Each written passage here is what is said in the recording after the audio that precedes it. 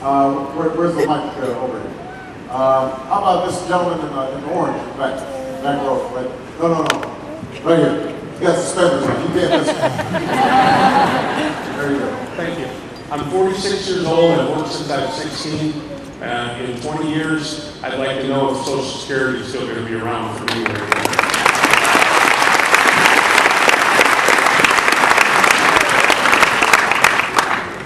Social Security is going to still be around because I'm going to be your president. I'm going to make sure it's still around.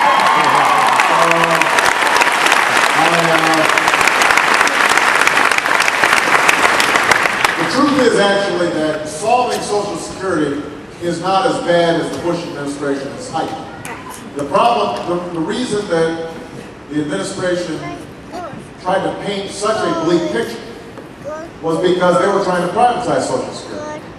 So they would argue Social Security is bankrupt, and that's why we need to scrap it and create these privatized accounts, and then you're on your own in terms of saving for Social Security. Essentially, they wanted to do the same thing that's happened in the private sector, where there's been a shift from the defined benefit plan, right, a pension where you're guaranteed a certain amount.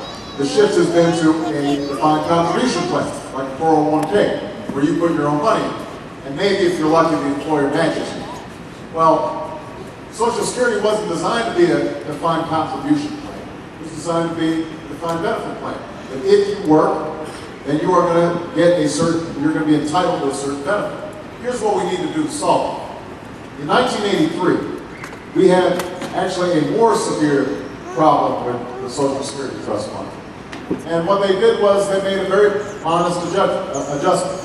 Tim O'Neill and Ronald Reagan got together, and they said, we're going to boost the payroll tax a little bit, and we are going to gradually, prospectively, not retroactively, raise the retirement age by a couple of years.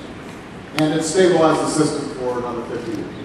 If we, that doesn't have to be the formula that we use this time, but the point is, if we make some relatively modest changes to the Social Security system, so that, for example, the cap on the payroll tax doesn't end at 90,000, but maybe ends a little bit higher. We can stabilize the system for a very long time. And so don't let people tell you that Social Security is in crisis.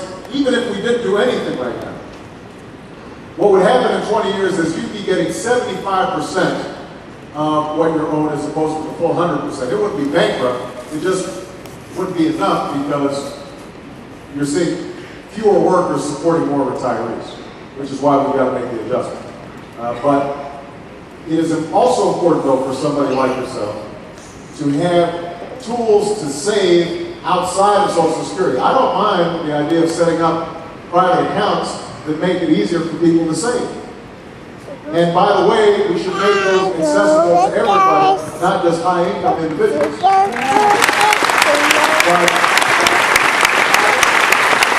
But the only point that I try to make is, don't do it with Social Security. That's the base. Do it in addition to Social Security. And that's what our strategy is going to do. Okay. Back there, young lady in the black. I'm honored to meet you. Nice to see you. I'd like to know where you see the immigration issues that are facing this country right now. Well, look, there are some principles that I think we should all agree to. Number one, we have to have secure borders. That is something that every nation expects. There's no nation on earth that doesn't have some mechanism to control its borders. In some ways, that's what it means to be a country. And so, for us to have borders that are so porous that we've got 500,000 people pouring over them without any regulation, many of them endangering their own lives because they're coming across deserts, they're being exploited by those who are bringing them in, I think is something that has to end. And that's why I've been supportive of a very strong system for improving border control. Secondly, I think that even as we're improving border security, we should also have employers held accountable and responsible for who they're hiring. Because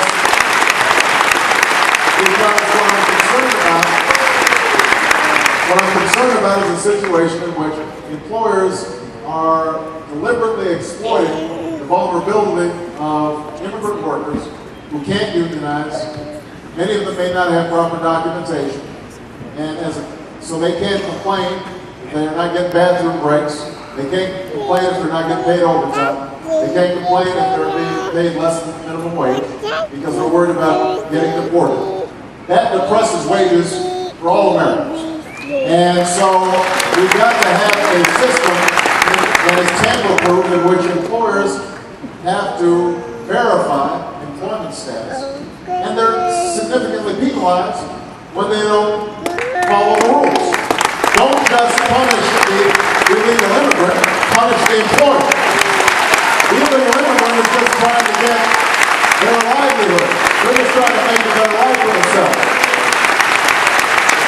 So that is step number 2. Now, the most controversial issue then is what about those undocumented workers who are already here? Many of them have been living here for years. Many of them have children who were born here and are U.S. citizens. In some cases, you've got one member of the family is a U.S. citizen, the other member is an undocumented worker, and you've got policies now that are potentially deporting a father while the mother and the child stay in the United States, which is heartbreaking. Many of them are going to schools with us. Many of them are friends or our neighbors. And my general attitude is, as a practical matter, you are not going to send back 12 million people. You're not going to ship back 12 million people in the United States. To do that, you would have to apply every single law enforcement officer in the United States would be spending all their time just doing that. They couldn't prosecute drug crimes. They couldn't prosecute burglaries. They couldn't do anything else except just be an immigration court. And so that just doesn't seem like a practical solution to me. What I've suggested is, let's create a pathway